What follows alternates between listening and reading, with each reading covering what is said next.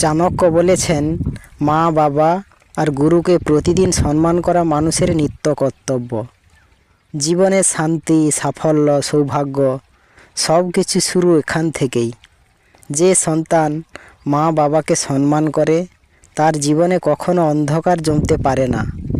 মা বাবা শুধু জন্ম দেন না, তারা ভাগ্যও গড়ে দেন।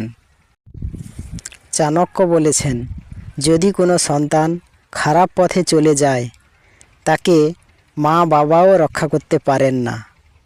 তাই সন্তানকে সঠিক মূল্যবোধ শেখানোই একজন অভিভাবকের প্রথম দায়িত্ব। শাসন নয়, সঠিক পথ দেখানোই সন্তানের ভবিষ্যৎ বদলে দেয়।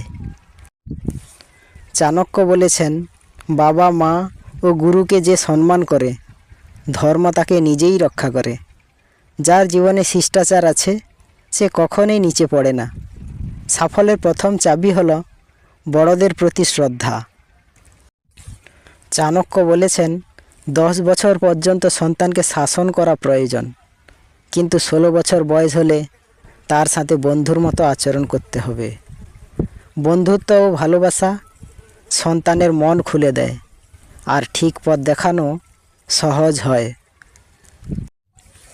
চাণক্য বলেছেন, অন্যের স্ত্রীকে মায়ের মতো, অন্যের সম্পদকে ধুলার মতো দেখো।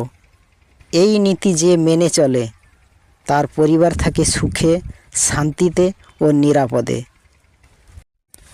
যাদের মা বাবা নেই, গুরুই তাদের বাবা। এই মূল্যবান সত্য বলেছেন চাণক্য। সন্তানের জীবনে শিক্ষকের ভূমিকা ঠিক বাবা মায়ের মতোই মহান। মানুষের ভবিষ্যৎ নির্মাণ করে 3 জন, বাবা মা ও গুরু।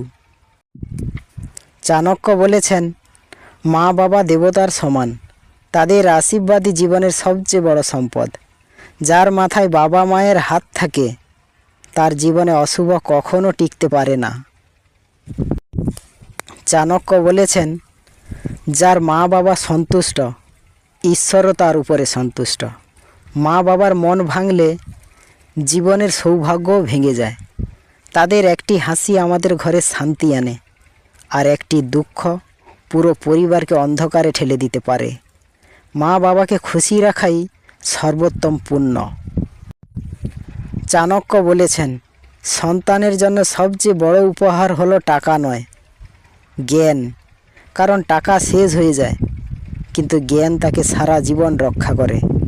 বাবা মা যদি সন্তানকে সৎ, শিক্ষিত ও পরিশ্রমী করে গড়ে তুলে, সে যে কোনো পরিস্থিতির বিরুদ্ধে দাঁড়াতে পারে। জ্ঞানই সন্তানের প্রকৃত সম্পদ। চাণক্য বলেছেন, ঘরে শান্তি আনার প্রথম শর্ত হলো মা বাবাকে সম্মান দেওয়া। যে পরিবারে বড়দের কথা শোনা হয় সেই ঘরেই থাকে আশীর্বাদ, ঐক্য আর সফলতা।